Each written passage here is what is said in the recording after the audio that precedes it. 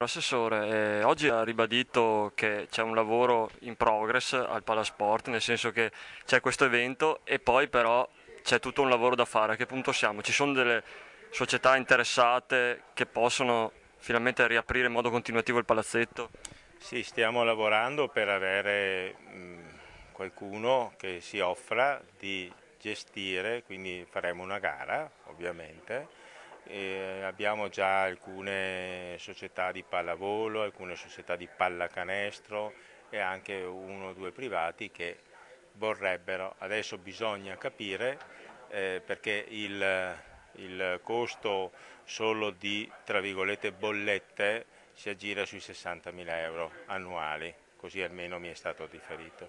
Quindi, e non ci sono delle grosse possibilità di entrate, perché è nel momento storico attuale di scarsissime sponsorizzazioni, ci troviamo di fronte quindi a una situazione difficile da gestire, però speriamo, cercando di dare come amministrazione comunale un palazzetto quantomeno degno di essere chiamato tale, perché se noi diamo una struttura deficitaria, adesso abbiamo rifatto l'impianto, l'abbiamo alzato di 17 centimetri, abbiamo dato dignità agli spogliatoi, perché sono, ripeto, è tutta cosa alluvionate.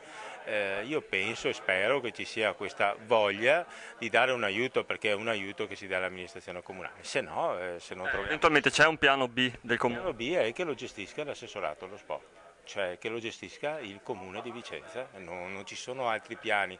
Dopo ovviamente abbiamo anche i cittadini che vorrebbero che l'impianto fosse insonorizzato e via dicendo, stiamo studiando anche questo, cerchiamo di dare risposta a tutti, ma in un momento in cui non ci sono neanche tanti soldi, perché con i soldi si fa tutto.